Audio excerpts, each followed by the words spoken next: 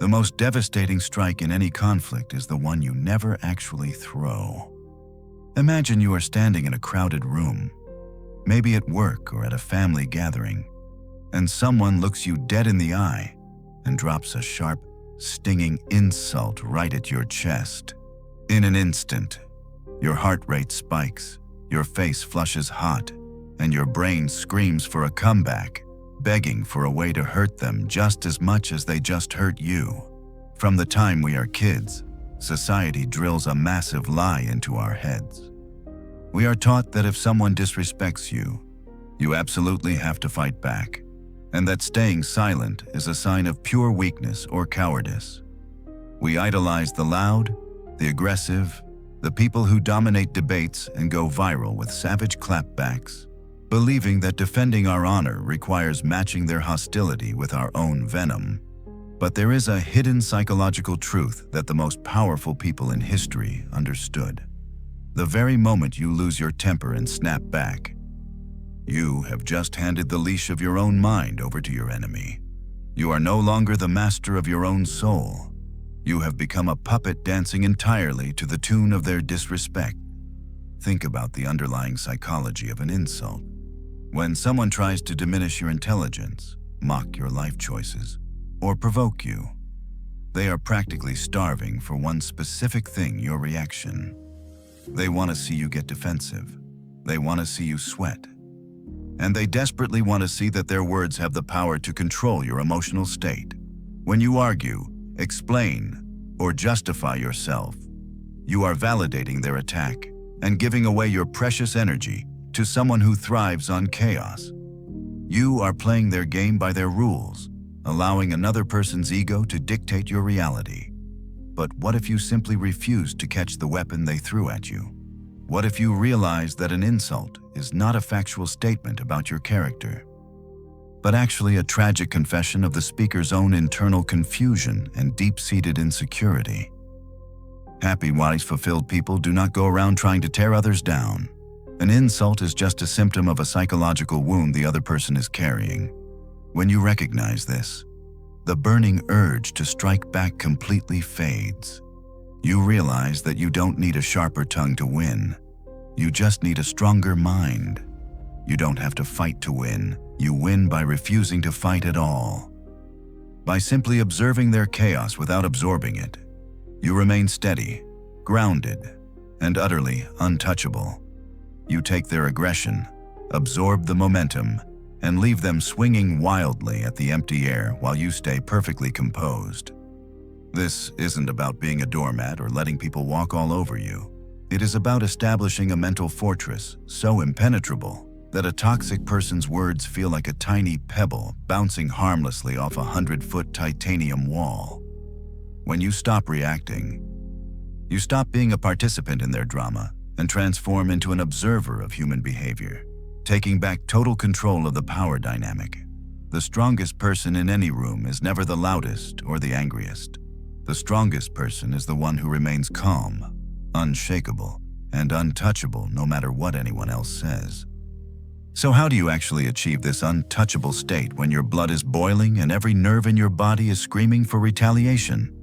You have to understand the invisible transaction that takes place during every single argument. When someone launches a verbal attack against you, they are not just throwing words, they are casting a hook.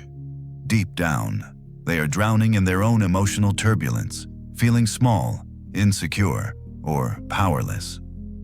And their subconscious survival tactic is to drag you down into the mud with them. They desperately need you to get angry, because your anger is the currency that buys back their fragile self-esteem. If you yell back, if you try to justify yourself, or if you show any visible distress, you have just completed that transaction. You have validated their delusion that they possess power over you. But the ancient Stoic philosophers mastered a concept we can call psychological judo. Instead of meeting force with force, you use the attacker's own momentum against them by offering zero physical or emotional resistance. Think of it this way: if someone walks up and tries to hand you a heavy, toxic package, you do not have to take it.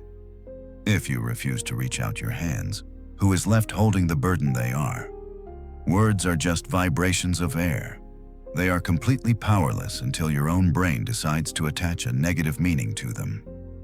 Epictetus, a brilliant philosopher who actually lived as a slave and knew everything about being degraded, pointed out a devastatingly simple truth. He taught that it is not the words themselves that are offensive, but your own interpretation of those words. When you realize that an insult is just a projection of the other person's inner chaos, the entire dynamic flips. You stop viewing the encounter as a battle you have to win, and you start viewing it as a psychological observation. You look at the person making a passive-aggressive comment or shouting in your face, and you realize you are simply watching a human being who has completely lost control of their own mind. Why on earth should their lack of self-discipline infect your mental fortress? The moment you stop defending your ego, you become truly invincible. You shift from being a reactive victim to being a calm observer of human behavior. You are no longer trapped in the emotional maze with them. You are standing on a balcony looking down at the maze. This detachment is not a sign of surrender or passivity. It is the ultimate display of psychological dominance. It signals to the room that your self-worth is not up for negotiation, and that your emotional state is a highly restricted area where toxic people simply do not have the security clearance to enter. When you fully embrace this mindset, you realize that engaging with irrationality is never a victory. True victory is maintaining your unshakable composure while they exhaust themselves, shadowboxing with your silence, eventually looking foolish as their aggression loses all meaning against your titanium wall. Now that you understand the psychological shift required to become an observer rather than a victim, it is time to arm yourself with the specific tactics that the ancient Stoics used to neutralize any verbal attack. The very first weapon you must master is what we will call the tactical silence. Imagine this scenario again. Someone has just thrown a verbal dart at you. Your immediate instinct, wired into your brain from years of social conditioning, is to fill the dead air with a defense or a counterattack. You want to speak, to explain, to justify, or to retaliate. Do not do it. Instead, I want you to stop entirely. Count to 3 in your head. 1, 2, 3. While you are counting, look them directly in the eyes with a completely calm, neutral, and emotionless expression. Do not cross your arms. Do not clench your jaw. And absolutely do not look away. Just stare at them with the detached curiosity of a scientist observing a strange insect. This deliberate silence is perhaps the most uncomfortable thing an aggressive person can ever experience. When someone insults you, they are expecting a reaction. They are anticipating the ping-pong match of an argument. By giving them absolutely nothing, you completely derail their script. You are essentially asking, without uttering a single syllable, "Is that all you have?" This sudden shift in energy transfers the entire psychological pressure from your shoulders directly back onto theirs. They have just shouted or made a snide remark, and now their words are just hanging there in the empty air, sounding increasingly ridiculous and petty. The silence acts as a magnifying glass on their insecurity. Nature abhors a vacuum, and human beings are terrified of awkward silences. The attacker will usually panic. They will either start stumbling over their own words to backtrack, or they will awkwardly laugh, or they will simply look foolish and walk away.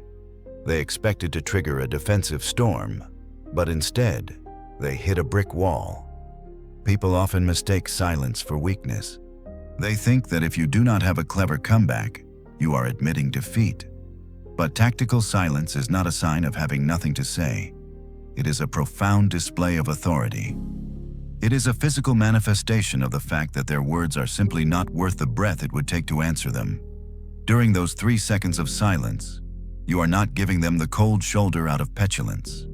You are making an internal assessment. You are asking yourself if what they said has any factual merit. If it is true, it is not an insult. It is just feedback. If it is false, it is a lie.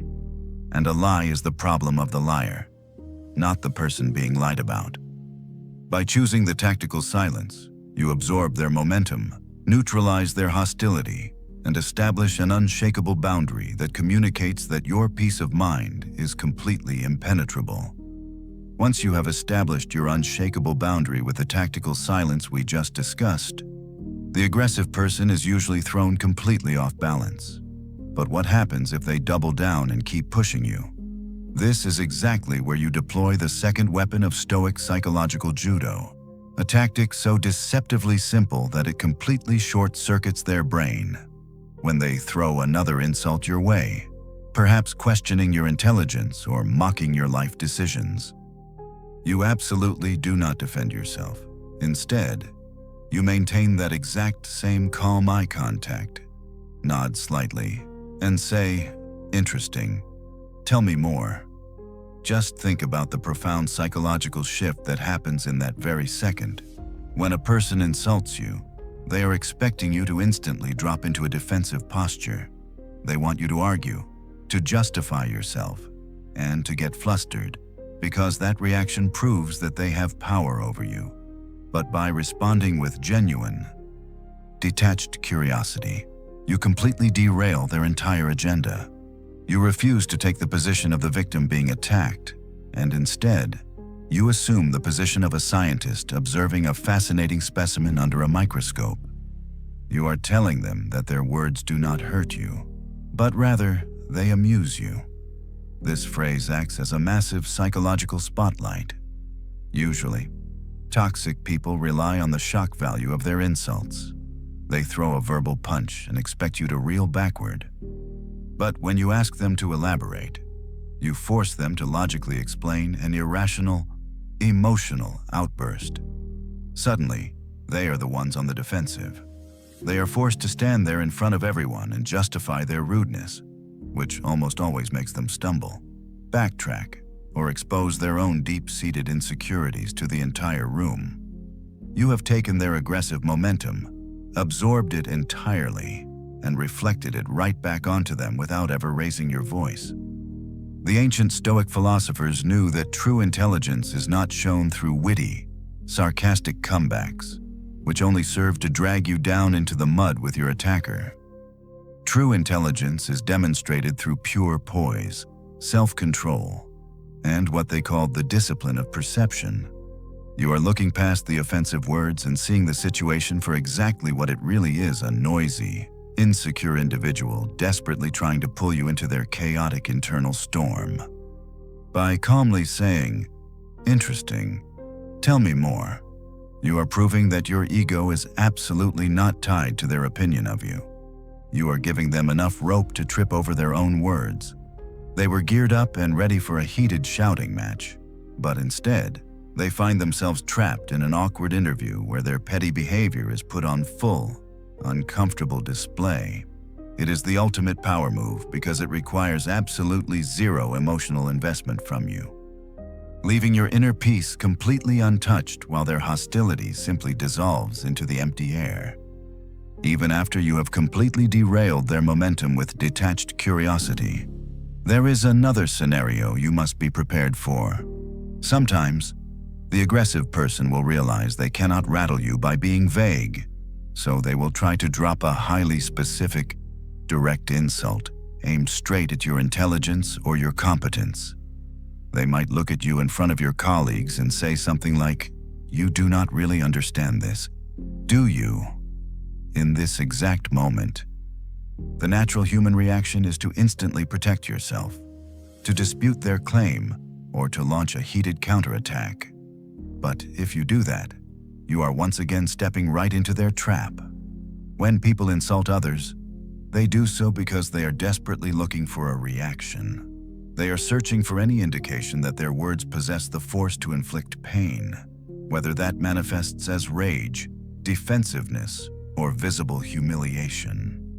This is where you deploy the third tactic of Stoic psychological judo, which is perhaps the most deceptive and powerful weapon of all. You take a moment to pause, take a deep breath, and calmly say, "You might be right." Upon initial inspection, this phrase appears uncomplicated and almost uninteresting. But in reality, it is a weapon of supreme serenity and absolute mastery. By offering a quiet acceptance, you completely put out the fire that they are trying so hard to ignite. You do not deny their insult, nor do you try to justify yourself. Instead, you choose to reject their attack entirely by maintaining a profoundly detached attitude. You are not naively accepting their insult as the absolute truth, nor are you actively working to prove it false. Think about the devastating psychological tension this creates for the other person. They threw a heavy verbal punch expecting to hit a solid wall of resistance. But instead, you harness the energy of the insult to demonstrate exactly how little it affects you. By acknowledging the possibility of their assertion without ever taking a defensive stance, you demonstrate a level of confidence and intellect that completely baffles them. The consequence that they had anticipated, which was your shame or your frustration, simply never materializes, and your prepared authority emerges in its place. The person who tried to insult you comes to the sudden, uncomfortable realization that their words have absolutely zero control over your emotional state. As the ancient philosopher Seneca pointed out, anger, if it is not restrained, is frequently more hurtful to us than the injury that provokes it. By calmly responding that they might be right, you protect your mind from unwarranted agitation and keep yourself from getting lured into an argument that exists solely for the purpose of bolstering their fragile ego. You send a crystal clear message expressing a lack of ego, proving that your opinion of yourself does not rely on their validation, and establishing a long-term precedent that your mental fortress is utterly impenetrable. Now, suppose the person attacking you is completely relentless, even after you have absorbed their energy with tactical silence, or disarmed them with detached curiosity, or neutralized their direct hits by calmly saying that they might be right. They still refuse to back down. They continue to escalate, raising their voice, throwing more insults, and desperately trying to drag you into their toxic storm. This is where you must deploy the ultimate boundary. The fourth tactic of our psychological judo, which is the absolute disengagement. There is a deeply ingrained societal myth that walking away from a confrontation is a sign of cowardice or weakness. We are told that we must stand our ground, defend our honor, and fight until the bitter end. But the ancient Stoic philosophers flipped this logic entirely on its head. They understood that true strength is knowing exactly when a battle is no longer worth your precious energy. When the other person is operating purely on ego and irrational emotion, any logical argument you offer will simply be twisted and weaponized against you. At this precise moment, the most devastating response is to look them directly in the eye and calmly state, "I prefer not to explain myself to noise." Alternatively, you can use a phrase that is deceptively polite but equally powerful, which is simply, "Have a good day." Upon uttering these words, you turn around and walk away. Think about the profound psychological impact of this action. You are not running away in fear, nor are you storming off in a fit of rage. You are making a deliberate, calculated decision to close the massive gates of your mental fortress. By stating that you will not explain yourself to noise, you instantly downgrade their hostile attack from a serious threat to a mere environmental nuisance. You communicate, without a single drop of arrogance, that your peace of mind is a highly restricted area, and their irrational behavior simply does not possess the security clearance to enter. If you choose to say, "Have a good day," you wrap your absolute dominance in a layer of untouchable civility. The toxic coworker or the aggressive relative expects a heated shouting match.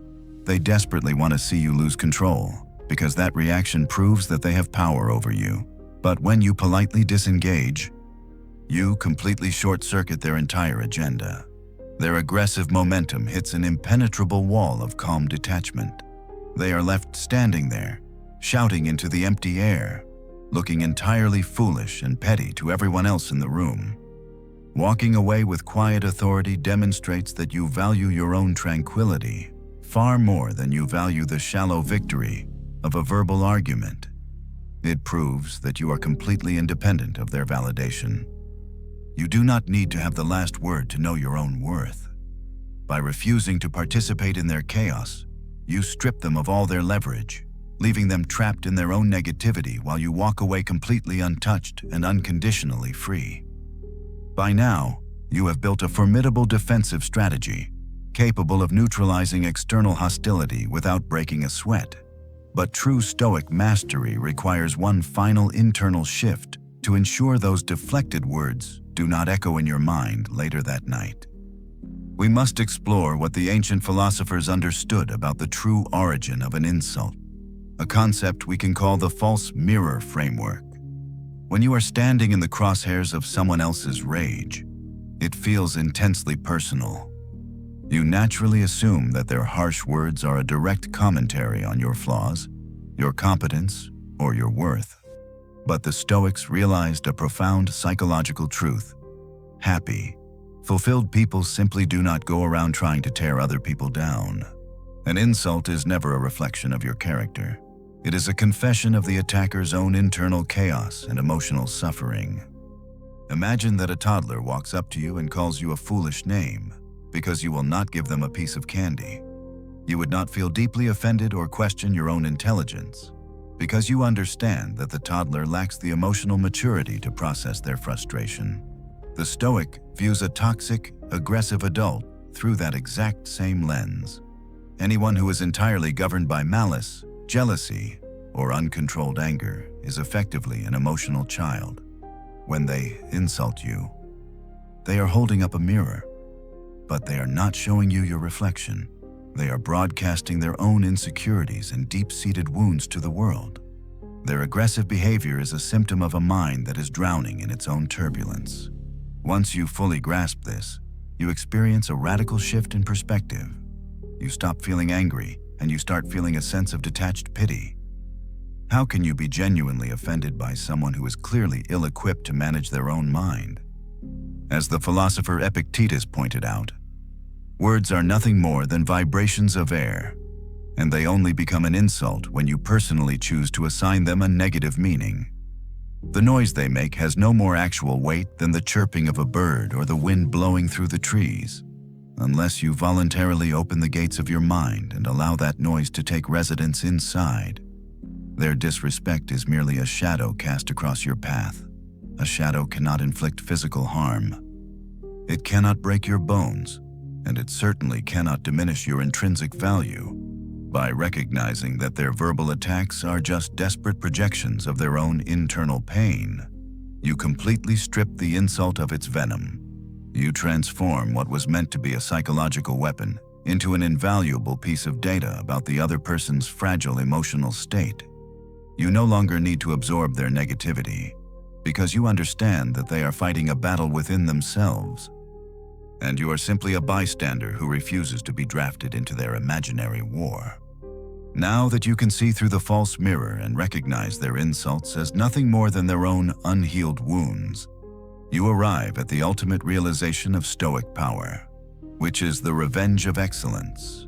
When someone publicly disrespects you, the natural human instinct is to want to hurt them back, to prove that you are stronger, smarter, or more dominant.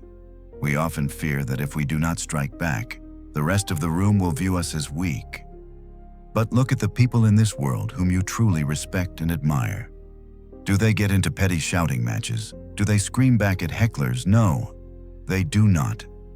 The most powerful individuals operate with a quiet, almost terrifying composure. They do not have to tell you that they possess authority because they demonstrate it by how little they are affected by the opinions of the common critic. The ancient Roman emperor Marcus Aurelius wrote in his private journal that the best revenge is to be unlike him who performed the injury. Think about the profound psychological weight of that statement. If someone is being petty and you respond by being petty, you have just validated their behavior by mirroring it. The moment you trade an insult for an insult, you step down from your fortress and become their identical twin in the mud. You give them exactly what they want, which is the comfort of knowing that you are just as emotionally fragile as they are. But when you respond to a malicious attack with calm, focused excellence in your own character. You prove their words completely false without ever having to engage in a meaningless argument. You demonstrate that you are operating on an entirely different level of reality, a level where their toxic behavior simply cannot reach you. True authority is never defined by your ability to crush your enemies in a debate. It is defined by your absolute indifference to their desperate attempts to crush you. When your self-worth is deeply rooted in your own integrity, which is something you entirely control, rather than in the praise or blame of other people, which is something you can never control, you become truly invincible. You show the attacker and everyone else watching that your peace of mind is not a fragile vase that can be shattered by a few careless words, but a solid titanium vault. They can throw stones at those walls all day long, but they will never bring them down. You are not just winning a psychological game, you are practicing the highest form of human freedom. You are deciding that no other person, regardless of their status or their aggression, has the authority to change your internal weather without your explicit consent. By refusing to let their chaos infect your mind, you achieve a level of dominance that no aggressive comeback could ever match, securing the ultimate victory by simply refusing to step onto their battlefield. As you move forward through the world armed with these principles, it is essential to internalize the final and most profound truth of all, which is the realization that your mind is an absolute and invincible fortress. When you encounter a toxic person or a highly stressful confrontation, you must visualize this structure in your head. Imagine a towering, impenetrable castle built of solid stone and titanium, resting on the highest mountain peak. Down below, angry, insecure people are throwing tiny stones and shouting insults at the walls. They want to breach your peace. They want to plunder your emotional reserves, and they want to see your kingdom burn. But here is the magnificent reality that the ancient philosophers understood so clearly: no matter how loud they shout, and no matter how many stones they throw, they can never, ever bring those walls down by force. The only possible way that fortress can be breached is if you voluntarily decide to walk down to the courtyard, unbar the heavy iron locks, and swing the gates wide open from the inside.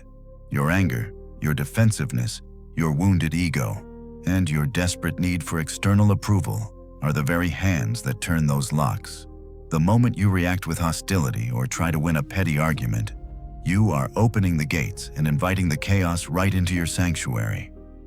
But when you choose to utilize tactical silence, when you ask them to explain their irrational behavior with detached curiosity, or when you simply walk away and tell them to have a good day, you are keeping those gates securely bolted shut. You are leaving them outside in the cold, exhausting themselves against a wall they cannot ever climb. This is not about suppressing your emotions or pretending that you do not feel anything. It is about recognizing the supreme value of your own internal real estate and deciding that disrespectful people simply cannot afford the price of admission. True strength is not loud, it is not reactive, and it does not need to constantly explain itself to every passing critic.